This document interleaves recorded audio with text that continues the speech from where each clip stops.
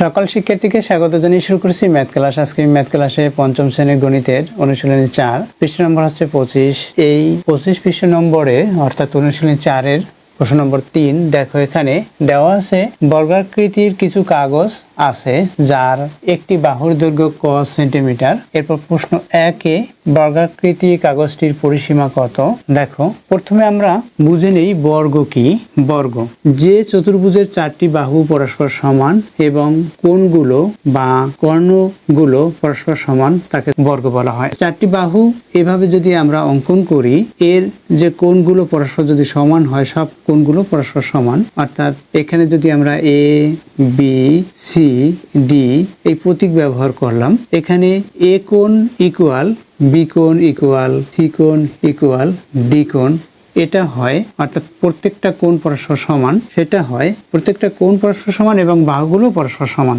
অর্থাৎ A B বাহু equal BC বাহু ইকুয়াল সি ডি বাহু ইকুয়াল ডিএ বাহু বা এডি বাহু, যে কোনো একটাকে লিখতে পারি। এডি বাহু পরে বাহু লেখা, সেখানে কমা চিহ্ন ব্যবহার করলাম। দেখো তাহলে বাহুগুলো কি পরস্পর সমান। এই বাহুটা সমান এই বাহু, সমান এই বাহু, সমান এই বাহু, অর্থাৎ সব বাহু সমান এবং কোণগুলো সমাকোণ হতে হবে, অথবা প্রত্যেকটা কোণ পরস্পর সমান। এই কোণ এ কোণ সমান বি কোণ সমান সি কোণ সমান ডি কোণ, এভাবে কোণ যদি সমান আঁকতে হয় অবশ্যই 90 ডিগ্রি অর্থাৎ 90 ডিগ্রি আঁকতে হবে কোণগুলো, অর্থাৎ 90 ডিগ্রি অঙ্কন করা হয়ে যাবে। আশা করি বুঝতে পেরেছো। তাহলে চতুর্ভুজ থেকেই অর্থাৎ 4টি বাহু দিয়ে তৈরি এটা হচ্ছে চতুর্ভুজ, তাই চতুর্ভুজ দিয়েই এটা বর্গ অঙ্কন করা হয়। তাহলে 4টি বাহু দ্বারা সীমাবদ্ধ ক্ষেত্রকে চতুর্ভুজ বলা হয়। আবার যে চতুর্ভুজের 4টি বাহু পরস্পর সমান এবং কোণগুলো পরস্পর সমান, আবার কর্ণ দুইটি, যেমন এই একটা কর্ণ এই একটা কর্ণ, এখানে দুইটি কর্ণ পরস্পর যদি সমান হয়, কোণগুলো যদি পরস্পর সমান অথবা কর্ণ দুইটি পরস্পর সমান, এভাবে যে কোনো একটি আমরা লিখব, বর্গ বলা হয়। এখন এই যে 4টি বাহু পরস্পর সমান, কোণগুলো যদি সমান না হয়, এইভাবে 4টি বাহু পরস্পর সমান আমি যদি বাঁকা করে আঁকি, 4টি বাহু পরস্পর সমান হবে, কিন্তু এই কোণগুলো পরস্পর সমান না। অর্থাৎ এই কোণ বড়, এই কোণের চেয়ে এই কোণ বড়, অর্থাৎ এই কোণ আমরা দেখতে পাচ্ছি বড়, এই এত বড় আর এটা ছোট। আবার কর্ণ দুইটি দেখো, এই একটা কর্ণ এই একটা কর্ণ, এখানে কর্ণ কি এসি একটি কর্ণ এ সি, অর্থাৎ এখানে আমরা যদি প্রতীক ব্যবহার করি তাহলে এসি একটি কর্ণ হবে, আবার বিডিও একটি কর্ণ, অর্থাৎ এটি দুইটি কর্ণ। আর কোণ 4টি, 1টি 2টি 3টি 4টি কোণ। বাহু কয়টা? 4টা। আশা করি বুঝতে পেরেছো কোণগুলো বাহুগুলো কি। তাহলে আমরা বর্গ কি সেটা বুঝতে পেরেছি। এখন বর্গের কি বের করতে বলছে? পরিসীমা। পরিসীমা কি? পরিসীমা হচ্ছে এই বাহুগুলোর সমষ্টি, অর্থাৎ এই বাহুগুলো যদি আমরা যোগ করি, এখানে এই এবি বাহু যোগ বিসি বাহু যোগ সিডি বাহু যোগ এডি বাহু, এই বাহুগুলো যোগ করি তখন সেটা পরিসীমা হবে। অর্থাৎ এখানে এই বাহুগুলো যোগ করলেই পরিসীমা হবে। এখানে বাহুগুলোর পরিমাণ কি দিয়েছে দেখো, বাহুর দৈর্ঘ্য ক দিয়েছে, ক সেন্টিমিটার, আবার ক সেন্টিমিটার, এটা হচ্ছে রাশি, সেন্টিমিটারের দৈর্ঘ্যের একক, সেটা সেন্টিমিটার হিসাবে দেওয়া আছে। তাহলে ক সেন্টিমিটার, এটাও ক সেন্টিমিটার, প্রত্যেকটা ক সেন্টিমিটার হয়। তাহলে ক যোগ ক যোগ ক, 4টা ক যোগ করলে যেটা হবে সেটা। তাহলে কি আমরা লিখতে পারি? নম্বর 1 এখানে দেওয়া আছে কি, বর্গের বাহুর দৈর্ঘ্য, বর্গের বাহুর দৈর্ঘ্য কত? ক সেন্টিমিটার। ক সেমি বা সিএম লিখলেও হবে, যে কোনো একটি আমরা সিএম লিখতে পারি।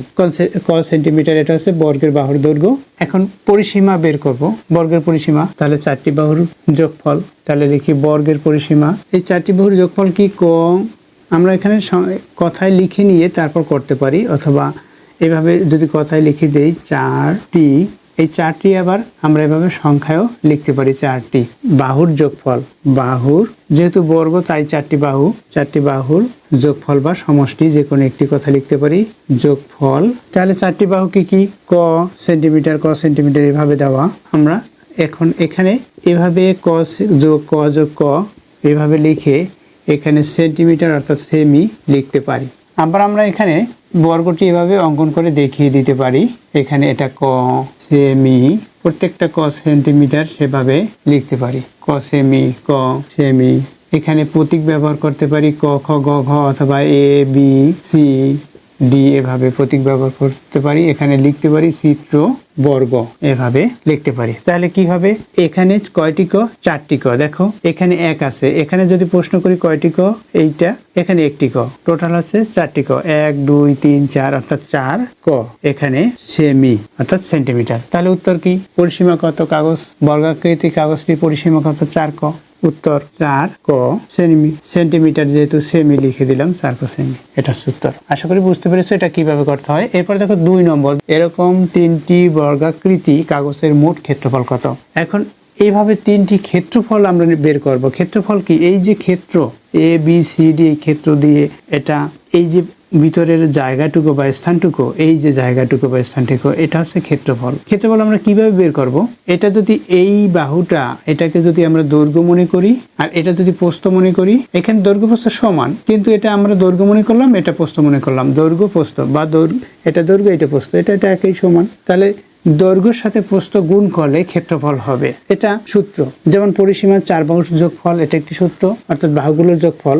এখানে 4টি বাহুর যোগফল বা বাহুগুলোর যোগফল এভাবে লিখতে পারি। এই যে লিখছি 4টি বাহুর যোগফল বা বাহুগুলোর যোগফল এভাবে লিখতে পারি, বা ক্ষেত্রটির বাহুগুলোর যোগফল এভাবে লিখতে পারি। এখানে 4টি বাহুর যোগফল লিখেছি, বা বাহুগুলোর যোগফল, বাহুগুলোর যে কয়টা বাহু হবে সেটা যোগফল হবে, বাহুগুলোর যোগফল এভাবে লিখতে পারি, বা সমষ্টি যে কোনো একটি কথা লিখতে পারি, না লিখলেও হয়। তো এখানে 4টি বাহুর যোগফল উল্লেখ করে দিলে 4টি বাহু। আবার ক্ষেত্রটির 4টি বাহু, ক্ষেত্র কি মানে এখানে চতুর্ভুজ, বর্গ, আয়ত, যে কোনো একটি ক্ষেত্র, বা ত্রিভুজ ক্ষেত্র, চতুর্ভুজ ক্ষেত্র, এটা ক্ষেত্র, তাই ক্ষেত্রটির বললে আরো ভালো হয়, ক্ষেত্রটির বাহুগুলো যোগফল। এখন দেখো নম্বর 2তে এখানে বলেছে কি, এরকম 3টি বর্গাকৃতি কাগজের মোট ক্ষেত্রফল কত। একটির ক্ষেত্রফল কত সেটা আমরা বের করলে তার সাথে যদি 3 গুণ করি তাহলে 3টির ক্ষেত্রফল হবে। তাহলে আমরা জানি, প্রথমে লিখে দেই 2 নম্বরে, আমরা জানি বর্গের ক্ষেত্রফল, আমরা জানি বর্গক্ষেত্রের ক্ষেত্রফল, সেভাবে লিখি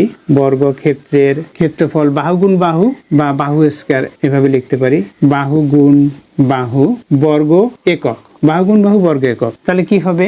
এখানে এক বাহুর দৈর্ঘ্য কি দেখো ক, অতএব বর্গক্ষেত্রের ক্ষেত্রফল, এখানে আমি কম চিহ্ন ব্যবহার করে উপরে লেখা আছে বিধায় বর্গক্ষেত্রের ক্ষেত্রফল বাহু গুণ বাহু, অর্থাৎ ক এর সাথে ক গুণ, এখানে সেন্টিমিটার দেওয়া আছে সেমি লিখে রাখি, এখানে বর্গ সেন্টিমিটার অর্থাৎ বর্গ, এখানে দেওয়া আছে কি বর্গ একক সূত্রে, কিন্তু এখানে আমাদের লিখতে হবে বর্গ সেন্টিমিটার, কারণ এখানে প্রশ্নে সেন্টিমিটার লেখা। বর্গ সেমি, ক এর সাথে ক গুণ করি, হবে কি ক স্কয়ার বর্গ সেমি। দেখো একটি বর্গক্ষেত্রের ক্ষেত্রফল ক স্কয়ার হলো, বা আমরা জানি বর্গক্ষেত্রের ক্ষেত্রফল বাহু স্কয়ার, এটা এভাবেও লিখতে পারি। তাহলে কি, অর্থাৎ 3টি বর্গক্ষেত্রের ক্ষেত্রফল, এখানে 3টি বর্গক্ষেত্র, তাহলে লিখি অতএব 3টি বর্গক্ষেত্রের ক্ষেত্রফল, অর্থাৎ 3টি বর্গক্ষেত্রের ক্ষেত্রফল কি হবে 3 গুণ ক স্কয়ার বর্গ সেন্টিমিটার, অর্থাৎ কি হবে 3 ক স্কয়ার বর্গ সেমি। তাহলে আমরা উত্তর কি লিখবো?